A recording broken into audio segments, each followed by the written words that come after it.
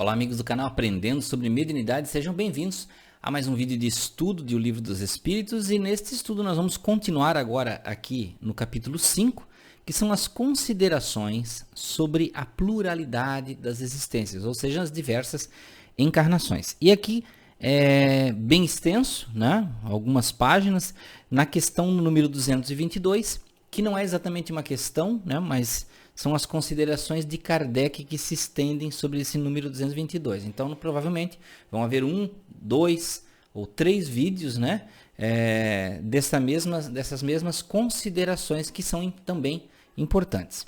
Então, aqui ele diz o seguinte: o dogma da reencarnação, dizem certas pessoas, não é novo, pois foi tomado de Pitágoras. Jamais dissemos que a doutrina espírita é invenção moderna. O espiritismo, decorrendo de uma lei natural, deve existir desde a origem dos tempos e nos esforçamos sempre em provar que se encontram traços dele desde a mais alta antiguidade. Pitágoras, como sabemos, não é o autor do sistema da metempsicose, pois o tomou dos filósofos indianos e um dos meios egípcios, onde existiu desde os tempos imemoriais. A ideia da transmigração das almas era, pois, uma crença comum admitida pelos homens mais eminentes. Por que meio chegou até eles? Pela revelação ou pela intuição? Não sabemos, porém, qualquer que seja uma ideia, não atravessa os tempos e é aceita por inteligências destacadas, sem ter um lado sério. A antiguidade dessa doutrina seria, pois, antes uma prova que uma objeção. Todavia, como se sabe, igualmente há entre a metempsicose dos antigos e a doutrina moderna da reencarnação, esta grande diferença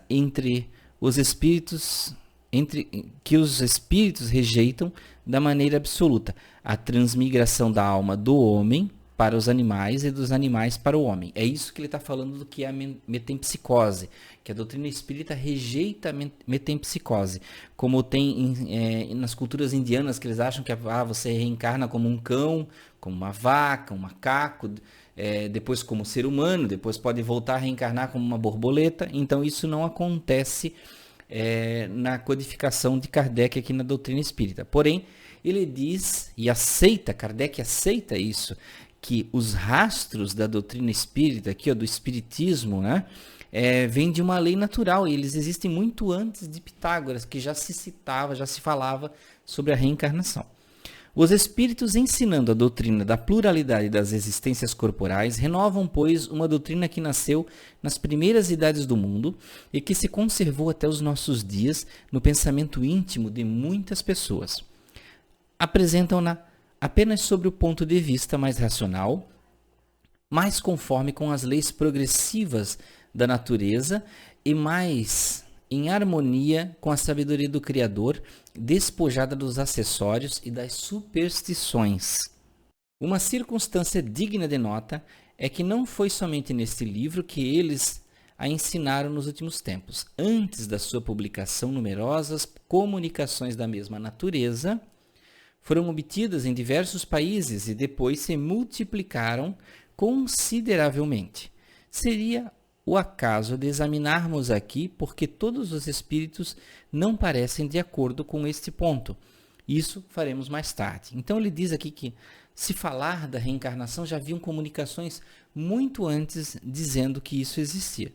Ele diz aqui o seguinte, continuando: examinemos o assunto sobre outro ponto de vista e, abstração feita de toda a intervenção dos espíritos, deixemo-los de lado por enquanto. Suponhamos que esta teoria não foi ensinada por eles e mesmo que ela não foi jamais por eles cogitada. Coloquemo-nos momentaneamente em um terreno neutro, admitindo o mesmo grau de probabilidade para uma e outra hipótese, a saber, a da pluralidade e da unidade das existências corpóreas, e vejamos para qual delas nos guiará a razão e o nosso próprio interesse. Certas pessoas repelem a ideia da reencarnação por motivos apenas da sua conveniência, dizendo acharem bastante uma só existência e que não gostariam de recomeçar outra semelhante. Reconhecemos que o simples pensamento de que tenham de reaparecer sobre a Terra as faz pularem de furor. Temos só uma coisa a lhes perguntar. Se pensam que Deus pediu seus conselhos e consultou seu gosto para regular o universo. Ora, de duas coisas uma. Ou a reencarnação existe ou não existe. Se existe, embora os contrarie, será preciso suportá-la sem que Deus tenha que lhes pedir permissão para isso. Parece-nos ouvir um doente dizer: já sofri demais hoje e não quero mais sofrer amanhã. Qualquer que seja a sua irritação, ela não o ajudará a sofrer menos amanhã e nos dias seguintes até que esteja curado. Portanto, se eles devem tornar a viver corporalmente, eles viverão, eles se reencarnarão, protestarão inutilmente, como uma criança que não quer ir à escola ou um condenado que não quer ir para a prisão, pois é necessário que passem por ela. Semelhantes objeções são muito pueris para merecerem um exame mais sério. Diremos, entretanto, para os tranquilizar, que a doutrina espírita sobre a reencarnação não é tão terrível como imaginam, e se a tivessem estudado a fundo, não ficariam tão assustados. Saberiam que as condições dessa nova existência dependem deles. Ela será feliz ou infeliz, segundo o que tiverem feito neste mundo, e podem, a partir desta vida, se elevarem tão alto que não temerão mais a queda no lodaçal. Fazendo um parênteses aqui nesse pedaço, lembremos que existe na internet, a gente vê muitas correntes de pensamento de pessoas falando assim que nós vivemos em uma Matrix, que nós temos que quebrar a Matrix, quebrar o elo, quebrar a roda da encarnação, né, da reencarnação, a roda de Sansara, que tem em outras culturas que se falam também, né? Então veja, todo esse plano, essa ideia de certa forma revoltosa de dizer, eu não quero mais reencarnar, como ele diz aqui, você é um aluno que tem que passar de ano. Você tem que ser promovido com o seu mérito, né? E para aqueles que não estão no campo do entendimento, do estudo, do conhecimento, que não estão aprendendo, digamos assim, aprendendo pelo bem, né? Os outros estão na camada de aprender através das reações de suas ações. Ação e reação, lembra que a gente sempre fala?